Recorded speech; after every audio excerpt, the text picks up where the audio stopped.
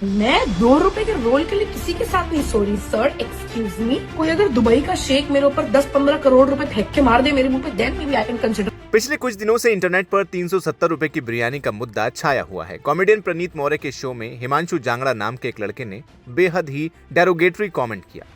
नतीजा क्या हुआ? भारी जनता का गुस्सा, सोशल मीडिया पर बॉयकॉट और 24 घंटे के अंदर उस लड़के की नौकरी चली गई। समाज ने उसे तुरंत सबक सिखाया और यही सही भी था, क्योंकि महिलाओं के सम्मान पर कोई समझौता नहीं हो सकता।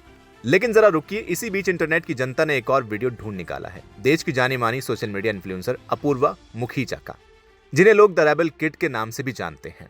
इसके अलावा राधिका मर्चेंट का भी वीडियो वायरल है। दोनों वीडियो की कहानियां बिल्कुल अलग अलग हैं। चलिए पहले बात करते हैं रेबल किड की। उनका कास्टिंग काउच पर बात करते हुए एक पुराना वीडियो वायरल हो रहा है, जिसमें उन्होंने कहा, मैं 2 रुपए के रोल के लिए किसी के साथ नहीं सो रही सर, लेकिन हाँ, अगर दुबई का कोई शेख मेरे मुंह पर 10-15 करोड़ रुपए फेंक कर मारेगा तो शायद मैं सो सकती हूँ। मैं 2 रुपए के रोल के लिए किसी के साथ नहीं सो रही सर। एक्सक्यूज मी, कोई अगर दुबई का शेख मेरे ऊपर 10-15 करोड़ रुपए फेंक के मार दे मेरे मुंह पे, then maybe I can consider. अब इंटरनेट पर लोग पूछ रहे हैं कि जब एक लड़का गलती करता है तो वो तुरंत बर्बाद हो जाता है, लेकिन जब एक इन्फ्लुएंसर महिला अपनी सेक्सुअलिटी को सरेआम मोनेटाइज करने की बात करती है, यानी बेचने की बात करती है, तो लड़कियों को अमीर शुगर डैडी ढूंढने की सलाह देती है, तो उसे बोल्ड, कूल या एम्पावर्ड मानकर ब्रांड एंडोर्समेंट और ओटीटी प्रोजेक्ट से नवाजा जाता है। क्या ये हमारे समाज का बहुत बड़ा डबल स्टैंडर्ड नहीं है? एक यूजर ने लिखा, ये कूल बनने के चक्कर में खुद का पोल खोल देते हैं, इन जैसों को फॉलो कौन करता है?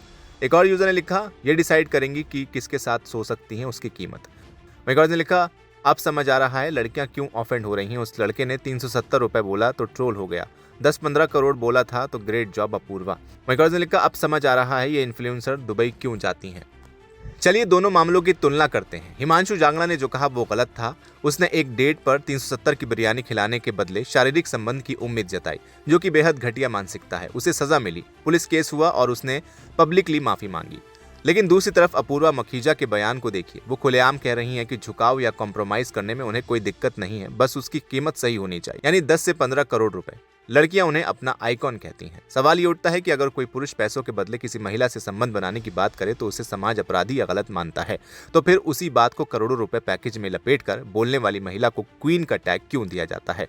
क्या जस्टिस और अकाउंटेबिलिटी इस बात पर तय होगी कि बोलने वाले का जेंडर क्या है? इक्वल राइट्स कभी भी इक्वल अकाउंटेबिलिटी के साथ नहीं आ सकते। अब इस पूरी बहस के बीच सोशल मीडिया पर लोग तुलना कर रहे हैं राधिका मर्चेंट से। राधिका मर्चेंट जो भारत के सबसे अमीर अंबानी परिवार की बहू हैं। मीडिया रिपोर्ट्स के हवाले से आपको बता दें कि अंबानी परिवार की सिर्फ एक दिन की अनुमानित कमाई लगभग 5 से 10 करोड़ रुपए है। इतने अनलिमिटेड पैसे और ऐशो आराम के बैकग्राउंड से आने के बावजूद राधिका मर्चेंट ने हाल ही में international movement to unite nation के एक इवेंट में फाइनेंशियल इंडिपेंडेंस यानी आर्थिक आत्मनिर्भरता पर एक बेहद गहरी बात कही। राधिका ने कहा, यह बिल्कुल मायने नहीं रखता कि आप किसकी बेटी हैं या किसकी पत्नी हैं, या आप अपनी जिंदगी में कितना आरामदायक कंडीशन में हैं।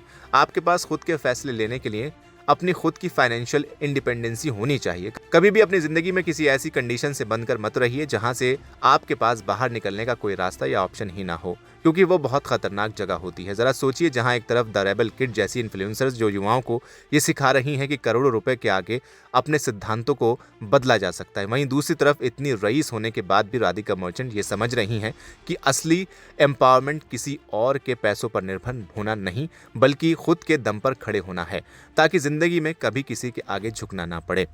तो दोस्तों, आज का वीडियो किसी जेंडर की लड़ाई के बारे में नहीं, ये समाज की सोच के बारे में है। हमें तय करना होगा कि हमारे युवाओं के लिए रोल मॉडल कौन होगा। वो सोच जो कहती है कि पैसों के लिए अपनी डिग्निटी की कीमत लगाई जा सकती है, या वो सोच जो कहती है कि डिग्निटी और फ्रीडम पैसे से ऊपर है और इसके लिए आत्मनिर्भर होना जरूरी है।